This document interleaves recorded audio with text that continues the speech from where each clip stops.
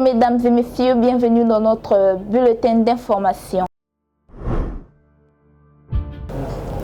Sous le patronage du président de la République, son Excellence Denis Sassou Nguesso, le ministère de la Santé et de la Population a lancé avec ses partenaires techniques et financiers le programme nommé Décembre Rouge avec pour thème « Zéro perturbation pour une réponse innovante au sida ». Le lancement officiel a eu lieu hier 1er décembre à Pointe-Noire dans la salle de conférence de port autonome de Pointe-Noire. Le Premier ministre Anatole Kolené Makosso a reçu hier lundi 1er décembre en audience Luc Missidimbazi, candidat au poste de secrétaire général de l'UIAT. Le président Denis Sassou Nguesso a annoncé devant le Parlement réuni en congrès la mise en service imminente d'un second navire de liquéfaction. Cette étape permettra à la société Eni d'atteindre d'ici 2026 une production annuelle de 3 millions de tonnes de gaz. La RDC déclare officiellement la fin de l'épidémie d'Ebola. Le directeur régional de l'OMS pour l'Afrique, Dr Mohamed Yacoub Janabi, a exprimé sa satisfaction au terme des 42 jours de lutte. Il a salué l'engagement des populations, des partenaires et du gouvernement congolais.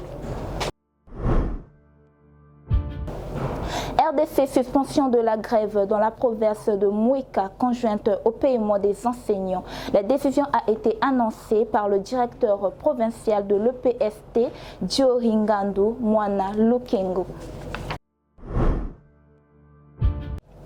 Un webinaire de renforcement des capacités s'est tenu ce jour dans la commune de la Gombe, en RDC, à l'intention des journalistes des radios communautaires et des acteurs de la société civile. Appuyé par l'UNESCO, ce panel a permis aux participants d'être outillés sur la lutte contre la désinformation, la violence basée sur le genre et la sécurité des journalistes dans le cadre de la liberté de la presse. Bintou Keïta, chef de la MONUSCO, a quitté Kinshasa dans le cadre de la fin de sa mission après 4 années de mission en RDC. La MONUSCO salue le travail abattu au cœur de ces années conjointes à la stabilisation dans cette région. Dans le cadre des 16 jours d'activisme contre les violences basées sur le genre, la Banque africaine de développement organise le 5 décembre prochain à Abidjan un dialogue de haut niveau sur la sécurité et l'inclusion numérique.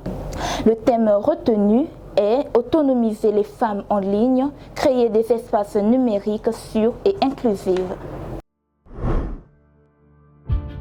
La conférence sur les métiers de l'exploitation aéronautique se tiendra le 6 décembre prochain à l'aéroport international Maya Maya de Brazzaville. L'événement prévoit des échanges sur les enjeux du secteur de l'aviation.